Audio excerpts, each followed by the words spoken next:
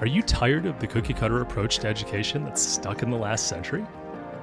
Are you seeking a win-win situation where your family thrives, your kid's education is revolutionary, and you still get to chase your own dreams? Welcome to Unschooled Unleashed. Unlock your child's genius.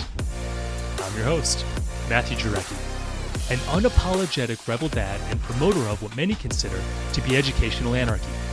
You know the world isn't going to be won by those that just toe the line. It's the innovators, the visionaries, and the resilient spirits that are going to thrive. Our mission here is to forge those world changers within our very homes with less stress, energy, and time. Unschooled Unleashed starts now.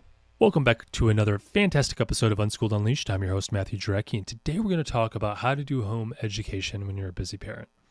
I myself am a busy parent. I have a podcast. I have a W-2 job where I go to work. Next week, I'm working 56 hours. It's a little more than normal. But usually when I work, I usually do about 48. Building a RV out of a box truck. We're teaching our kids at home. What else? My wife works. We also have hobbies. We have friends. We are involved in our church. We do a homeschool co-op, and we do just a whole bunch of things. I got businesses that I manage and co-manage with one of them. All these things keep me incredibly busy. I also need to sleep. I take care of myself and work out. But I look for these little hacks with every single one of them to make it the most efficient possible, to maximize my results with minimal effort. And if you can find that, especially if you're able to find two things that synergistically work together, you can get both done at once, or maybe even three things done at once, which is rare, but it happens. That is an efficiency. And if you could actually do it, get more done in less time, that's another efficiency. Today, we're going to talk about how to be more efficient with home education. And I'm going to compare it to traditional schooling, especially in the beginning, because I think it's way more efficient than public schools. So tips and tricks, strategies, a little bit of info, and it's really a lot of how we do things in our household. So if that interests you, stay tuned and let's dive in. Today we're going to talk about how to empower busy parents with practical, low-effort strategies for educating their children at home. And what we use is unschooling principles that, at least in our household, prove that meaningful learning can happen in just a few hours today without burnout on it. Now, we go through rough phases, don't get me wrong, but we aren't burnt out trying to get our kids to learn like a lot of homeschooling parents are. The reason we aren't is because we do a couple different things that align with unschooling principles, but there's more than that, and that's what we're going to cover today. So what are some of the strategies we do? And what are some of the things we align with that seem to help? Well, I'm going to give you my opinion as of today in 2025. So the first thing I'd like to talk about is 2 hours a day. It's more than enough. There's a episode I did, it was a while ago, it might have been about a year ago or so, which looked into how much education actually happened at school, how much actual learning. And again, there's, you got this 180 days that they're actually going to be in school a year, at least in Ohio. I think it's about 180 days or so. And the actual learning that happens within a school day is about 2 to 3 hours of actual learning. 2 to 3 hours of actual learning. Now, we do learning 7 days a week. We're always learning. But I'm talking about focused learning right now for our family. So we're probably exceeding anything that the public school system can provide. I would really argue we're exceeding that. But 2 hours a day is more than enough. Traditional school structures are built around time management and not learning efficiency. We're built around learning efficiency when we unschool.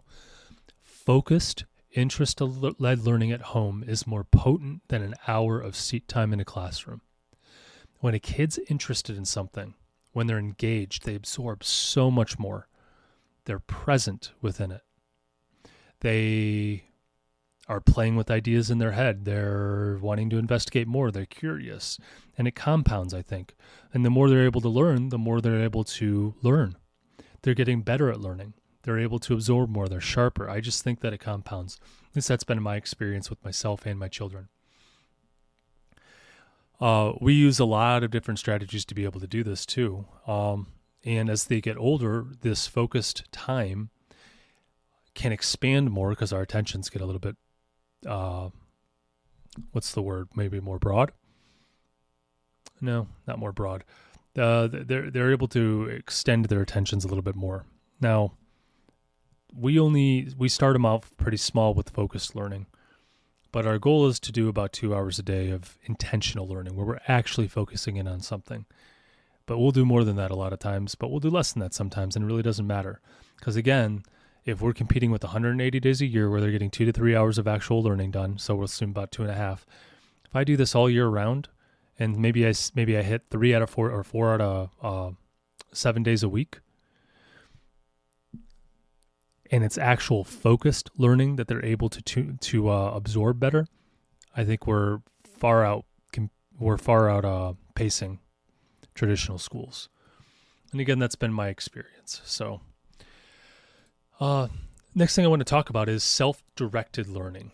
And I think this is the parent's secret weapon. And this is an unschooling principle that I talk a lot about, but self-directed learning is that secret weapon in unschooling.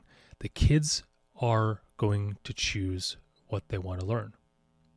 It's self-directed. Whether they want to learn or whether they don't, they can choose that. Now, I have younger kids, 11, 9, and 6. What I do is I don't allow them to do certain things. I do what's called intentional unschooling, which means I provide them the resources, the direction, the exposure to different things. And I allow them to make their own choice. So if they want to do math, they can do math. I try and point out the obvious. Hey, math's important here. Math is important here. There, whatever it might be. And then we might get into a discussion about it and actually do some impromptu math right then and there. But they're curious. Kids are naturally curious. It's our job to support them, not steer them. They were given free will, and I like to respect that. Now, they're not going to get away with stuff in my house. Don't get me wrong. I just got done having a conversation with my son about that. I'm responsible for keeping the peace in this house. But I'm not going to tell them what to do. I'm going to ask, and if they don't want to do it, they just get consequences. And that's kind of the way we do it. Kind of a side topic. Just coming out of it. I'm a little amped up, to be honest with you. Either way, self-directed learners, what they do is they foster independence. That's what we're doing. It's a deeper understanding. They get a deeper understanding of something, and they're motivated to do it. Again, our job is to support, not steer. We're going to walk with them. If they're interested in something, we'll go into it. And then they may walk away from it for a while, and that's okay. But our job is to trust in the process, that they're curious and they're going to do what they think is the right thing. And sometimes that's just for entertainment value, and that's okay. They're kids. At other times, they're going to see there's a hurdle in their way from learning something that's really important to them. For example, if my son wants to go to astronaut camp, he's going to have to learn a lot of math. And that's going to stand in the way. So he gets motivated to do it. And that's a hypothetical example that we might do one day. But you do have to learn this stuff. And they when they're ready, they will show up. I know I avoided math when I was a kid. I've told this story many times, but I think it's really important because it's one of the most impactful things. It's one of the reasons I do this podcast. I missed a week of school because of the flu. This happened to be during the week we learned fractions. I came back. They handed me just like a finger width stack of papers that were worksheets that I had to do. And then they said, read the chapters and best of luck to you. And I went home and I was overwhelmed. I couldn't get it. I had no concept of what fractions were at that time. No one had ever introduced the concept, let alone, walked me through any of it, just handing me worksheets as the teacher. I mean, I get they're busy. I get they have their own thing, but is this really how our school system is set up? Yeah, it is. And this was a private school when this happened. That's, in my opinion, failing the child.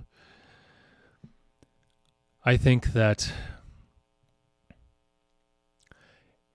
when we do not support our children and we just tell them what to do and then overwhelm them, they're going to fail. What happened to me then was I got to ninth grade, Ninth grade, I went to public high school, and I had avoided math since, let's see, last time I did math was probably 6th grade, I think it was. Maybe 7th.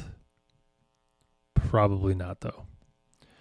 It's a little foggy because the years kind of blend together because I didn't go to school 8th grade year, 7th grade. It's kind of a blur along with 6th, so. But I got into 9th grade, and I had to take these proficiencies, one of them being math, and I freaked out. This was 3 weeks away. If I don't pass, it's a big deal. I'm going to have a hard time graduating if I don't pass. I have to learn this stuff. All of a sudden, I was motivated. I didn't learn. I really didn't understand a lot of this stuff until then. And I really didn't even understand it then. I learned just enough to pass the proficiency, and then I ditched it for as long until I was about 24 or 25. I learned I was pretty good at math when I was properly motivated because it stood in my way again. When kids are motivated, when people are motivated, they will push through if they're a fighter. And I teach my kids to be fighters. I teach them to have self-motivation, hard workers, whatever you want to call it. Moving on. Questions are curriculum. I suggest you follow the curiosity trail. We really do use questions as curriculum. Anything they want to learn about, we just dive into. They see something they don't understand, they ask it. We're driving, we're doing something else, and they ask. And then we dive into it. And sometimes that literally turns into like maybe a 20-minute discussion about it. Or maybe we go into a deeper dive. Maybe we pull up YouTube videos explaining the phenomenon.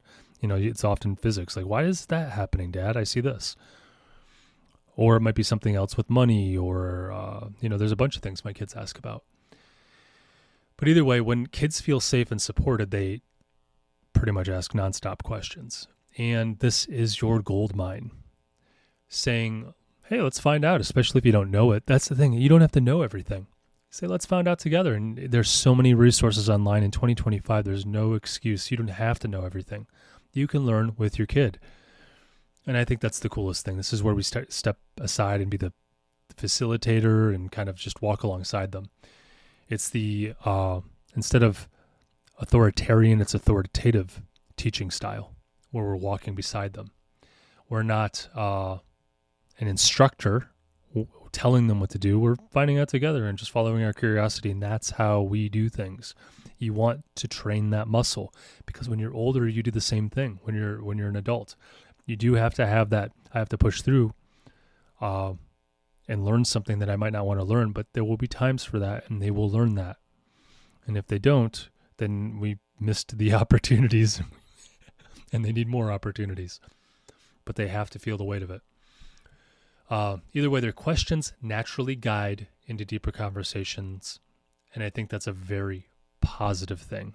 And again, it's this secret weapon that when you have your kids at home around you a lot, they do ask a lot of questions, and you'll do a lot more education than you think you will. When I talk about the 2-hour thing, I'm literally just talking about like, hey, let's do math for a while. Hey, let's watch a documentary. Hey, let's learn about this or that. So a lot of fun for them, I think. Play is powerful is the next thing I want to talk about. The most undervalued form of learning is play, in my opinion. People dismiss play. Schools dismiss play. At least when I was in school, and what I hear with my niece and nephew, and what I hear from other parents, and I don't think the world's changed too much. They're always trying to extend the workday. They're trying to get the school year to be extended as well. What are they removing out of their life? Well, if they're going home with homework, when are they going to do any? When are they going to look into their own interests? When are they going to have any of their own even hobbies? I don't know where they find time for that other than the weekend. But they're just reducing the time that they can actively explore the world and engage with it and follow their curiosity. Play is how we do that. We play around with things. That's how kids learn. They play with something. Have you ever wondered why you can give your kid an iPad and you don't even need to teach them how to do it? They just kind of figure it out because they play with it. That's how we engage with stuff as human beings. If we're playing around with something, we learn a lot faster. And that's why I think it's really undervalued. Unstructured play in a young child develops problem-solving, emotional intelligence, creative thinking. The literature consistently shows that plays support cognitive and social development. I put a very heavy emphasis on play with my children. And when you value play as learning, your home becomes a lot more stress-free as far as the educational environment. I would argue it becomes stress-free in the educational environment. Play is literally what I do when I'm learning. I'm messing around with AI. I'm doing something with software that whatever it might be. I'm just playing around, seeing what I can do. I actually was self-taught in a lot of stuff, and I outperformed people who went to school for some of this stuff. So, at least at the times when I was doing it, I used to write. I used to do a whole bunch of stuff in technology, but it's all by just playing around with it. I learned to hack my iPhone back when the first iPhone came out, and I had to end up messing it up, and I had to rewrite the code, and I was just playing around. Because I bricked my phone. I spent $400 on that phone, and you didn't even pay for phones when the phones first came out. Like, you always got a phone for free. The iPhone was the first one that charged, and I was a college student. $400 was a lot, and I was playing around, and I messed it up. But then I had to fix it, and I learned how to fix it. Again, I was just playing around trying to fix it too. But really engaging way to learn, play. Real life is the classroom. Real world tasks offer high impact learning. It's contextual learning that sticks. When you see how practical something is, you tend to think somewhere in the back of your brain, and it turns a switch on, I think. This is my own theory. I'm going to see this again. I should probably pay attention. Oh, that's what an adult does. If I was a kid, that's what I would think. That's what an adult does. I should probably learn how to do this stuff. Cooking teaches math, chemistry, and culture. Shopping teaches budgeting and social skills. Every part of life is an opportunity to educate. You don't have to do a worksheet. Although we do, do some worksheets and stuff like that, but it's not what they hand out in school. It's my own stuff.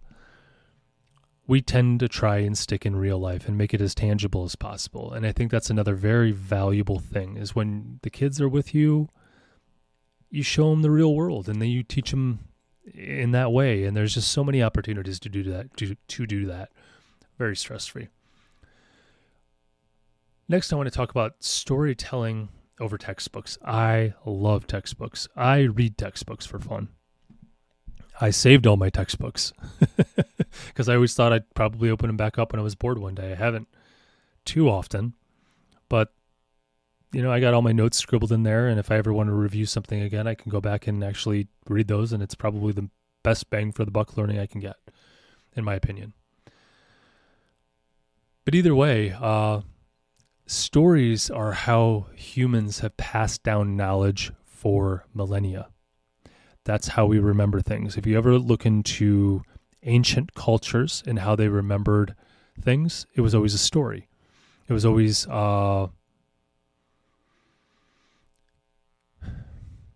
hacking your memory to be able to hacking your memory in ways that you can remember better. And storytelling is one of those ways. There's other strategies too. But storytelling does connect kids emotionally, and they can remember more. And when you have emotion in something, if you ever listen to Tony Robbins stuff, that emotion can cement it in your brain. When you feel that feeling, you tend to remember, whatever the feeling that might be. It could be fear, it could be happiness, it could be anything. What we use is family history and personal anecdotes, and we create like a narrative-based learning approach to help my kids remember stuff. And it teaches them a little bit about family history. For example, my grandfather, so their great-grandfather, served in World War II in the Navy. And I talk about that. I pointed out he was in the South Pacific, and he, shot down kamikaze. So when we're watching World War II, it becomes, stuff on World War II, we watch documentaries and stuff, it becomes real to them in a sense, right? I mean, anyone who's shooting down kamikaze could be someone they're related to, and it might be. That's the truth. So it becomes much more tangible. When I talk about things that happen with me and I use my own personal stories, I remember my dad doing that, and I remember those stories. It's part of our family history. It tends to stick because that's how the human mind works. My kids aren't any different than that. And they're going to remember the same stories I tell them. They might not remember every one, and maybe some of it gets lost, and that's okay. But I'll bet you they have a better chance of remembering it if I do that. That's my strategy anyway. Worked for me. Leveraging technology intentionally. Now, I'm not one of those people that just throws an iPad in front of my kids and says, have fun. I do intentional parenting, which means I'm being very intentional with how we use screens. I'm leveraging technology. I think that thoughtful, chosen tech tools can supercharge interest-based learning, meaning unschooling. It can be anything from audiobooks, books, documentaries. We use a lot of learning apps currently. We watch YouTube channels. We have language platforms like Duolingo. So my kids are learning different languages. They're not going to be fluent or anything. They don't have that much engagement with it. But my daughter comes up and starts speaking Italian. Or my son's speaking German. I encourage them to try and learn the same language so they can talk to each other and we wouldn't know what they're saying, because that sounds like fun if I was a kid. And maybe some motivation for them to learn another language. But, it's easy. In 2025, we have the most opportunity we've ever had for children to learn autonomously. And the older they get, the more autonomous they become. Just books alone throughout the centuries has made learning and being self-taught accessible to all. Ben Franklin created the first public library system in the United States. And ever since then, we've had books available for you to study, to become whatever you want, do whatever you want. It is more accessible today. You don't even have to get out of your seat. You just pull out your cell phone. You can pull out your computer. You can download the app. I mean, literally artificial intelligence being infused into some of these systems can make the software adaptive so they learn at a pace in which it's as fast as they can, where they retain it and remember it, and slow enough where they're not overwhelmed. So they're engaged but not overwhelmed, and that's the happy spot you want your kids, and there's no classroom that does that unless it's super, super small with kids in the exact same learning style, who know the exact same things, who are in the exact same mood at the exact same time. Large classrooms are difficult. I tend to think that a personalized approach is needed. You don't need to do personalized approach with all learning, but it needs to be a personalized approach, meaning I'm engaging one-on-one with the student in some form. Technology, they can learn on their own for a lot of it, but I do need to engage one-on-one to be able to do this. Also leveraging siblings to be able to do this stuff. And I think that's the way the old classrooms used to work, is it was a mixed classroom. So you had kids who were older would teach the younger kids, and then it'd reinforce learning and all this crazy stuff that we do. And that's, you can do that too. Just a little tip. But we do leverage technology quite a bit. In fact, I am going to put more of an emphasis on technology as the years go on, especially when they become more autonomous learners. It's also really efficient, and it's way more engaging. It gamifies a lot of stuff, so kids are engaged with that stuff. And at a young age, that's perfectly fine. As they get older, they're going to tackle more difficult stuff that's not gamified. And we'll be ready for it when it happens. They'll have great concepts cemented out in their head. Moving on. Excuse me. Design a learning-rich environment. You don't need a classroom, just a well-prepared space. Stock your home with books, get science kits, get musical instruments, make art supplies available, put out maps, maybe a globe, so they can look at that when they hear a new country and figure out where in the world that is. Have open-ended materials out. We have these little brain quest cards that at the dinner table we may pull them out and just play around with them and ask questions. We have vocabulary cards. We have U.S. citizenship study exam cards so they can learn about civics and the history of the United States and some of the laws and the Constitution. We have the Constitution laying out, speaking of. I printed them off a copy of the U.S. Constitution. I think that's fundamental in knowing your rights as a citizen. So my kids know the Constitution better than most adults. I almost guarantee that. But this is all available to them. We have tons of books, tons of stuff available to them when they go to bed. They can stay up as late as they want reading. That's one thing we say. They can draw too. They got writing utensils, coloring. We give them little reading lights. And as long as they're quiet, we have no problem. They can wake up as early as they want and do the same thing. So this is quiet time where they're able to intentionally focus and they get to choose what they want. And that has made them avid readers, I do have to say. My kids love reading. And I attribute a lot of that to creating space for reading. And that's what we do. So learning rich environments, we have a learning rich environment in their bed. We have a learning rich environment just throughout the house in different spaces. So it doesn't have to look like a classroom, although classrooms are nice because they got nice stuff to be able to teach, but it doesn't have to be a classroom. Just keep that in mind when you're doing your thing with the kids. What you really want to focus on is encouraging exploration. Have abundant resources available. We always got library books. We'll go to the library once or twice a week on a normal week. Moving on, micro-learning moments add up. You don't need to block out big chunks of time, although we do. Again, we block out an hour or two where we try and actually do dedicated learning to something. But learning can happen in between the moments. Turn car rides, chores, meals times, into spontaneous learning. Again, we pulled out those brain quest cards when we were sitting at the dinner table just talking. Just to have some fun. When we're sitting around, they're playing with their Legos, I might get out some stuff and I just talk with them, and we might do the citizenship cards or vocabulary cards. It's fun. I learned something too because I don't know some of the vocabulary and a lot of the citizenship stuff. Although I know a lot of it, some of it's new to me and I'm surprised. I would have thought I would have known all that, but they don't teach citizenship stuff in schools very well. So either way, it's sad that they don't, because I think it's very important. It's part of the problem in the United States right now is people don't understand the Constitution. They don't understand our rights. They don't understand the way everything was laid out and the functions of government, as well as the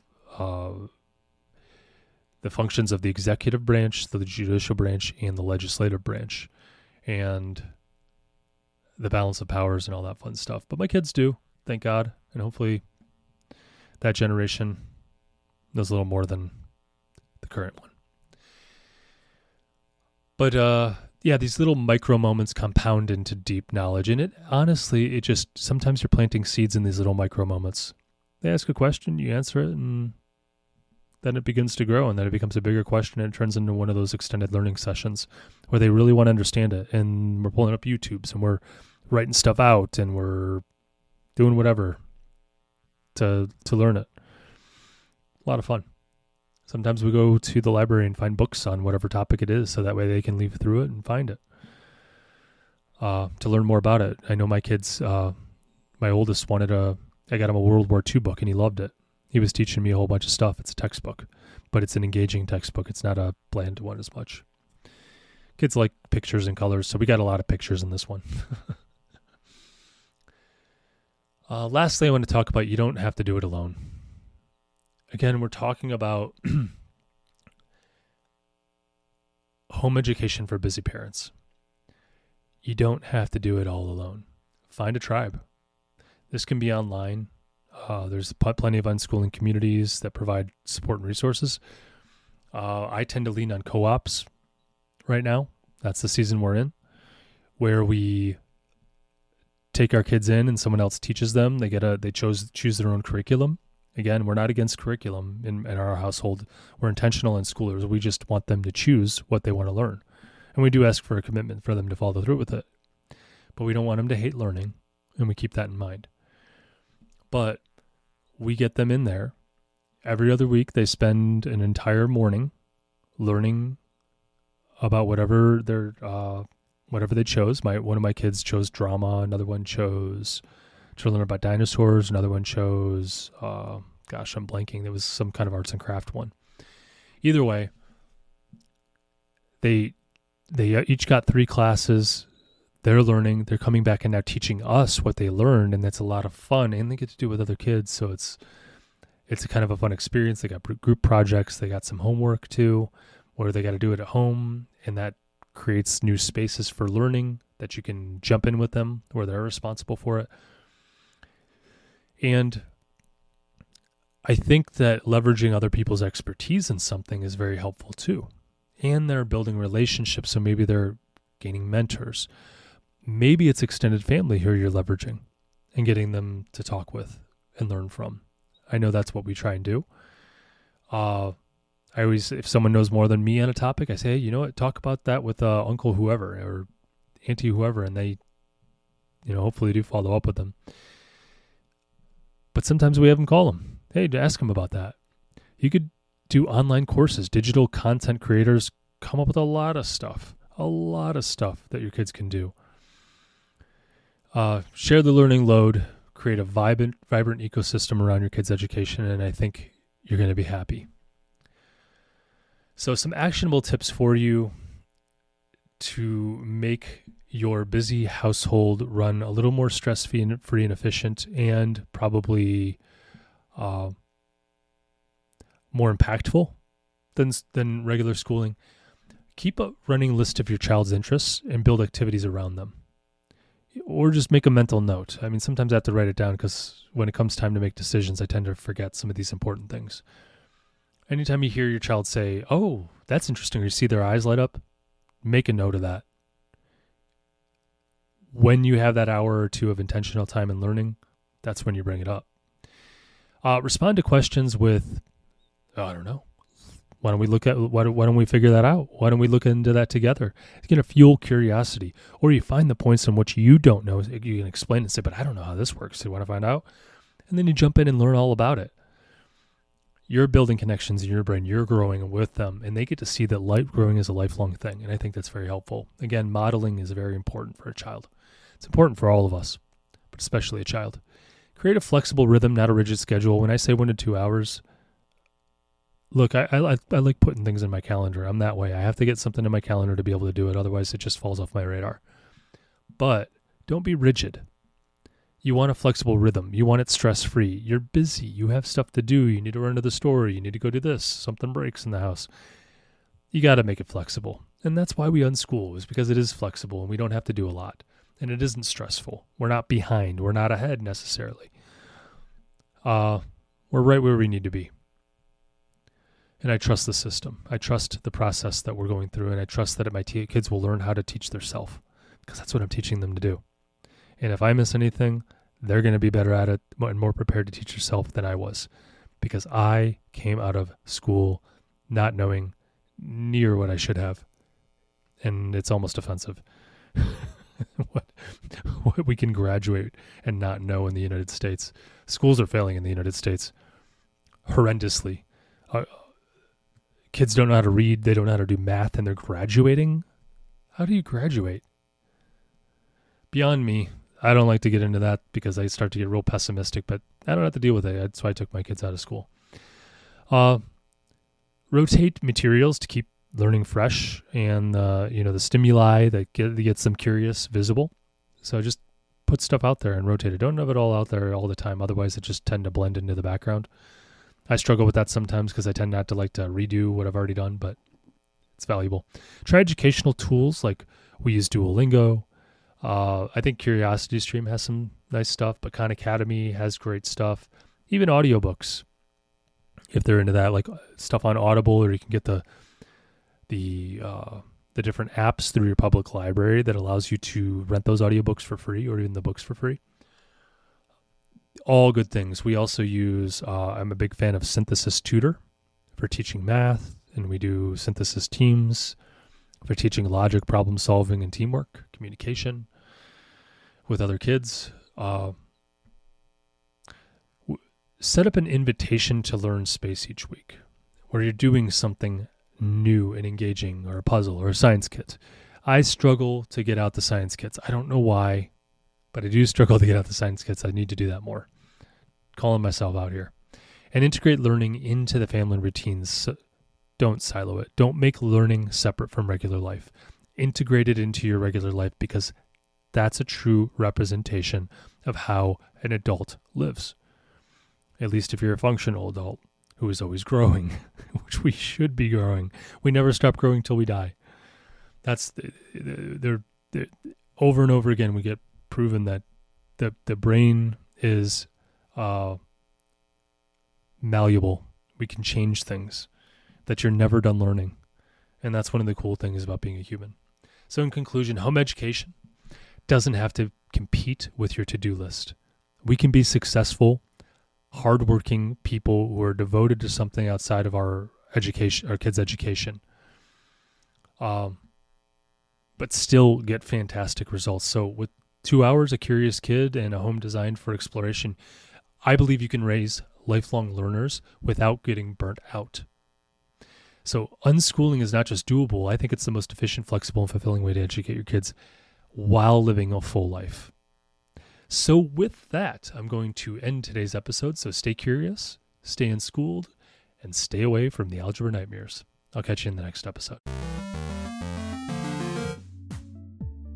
So here's where we roll up our sleeves and bring out the big guns. If you support our mission, then please leave a review. On Unschooled Unleashed, we are talking about using a radical approach to education in today's world, and the more 5-star reviews we have, the more people will feel comfortable with the ideas, strategies, and principles we discuss. It gives legitimacy to our message, and the podcast's algorithm prioritizes us so we can reach more people. You may even have your 5-star review read on our podcast.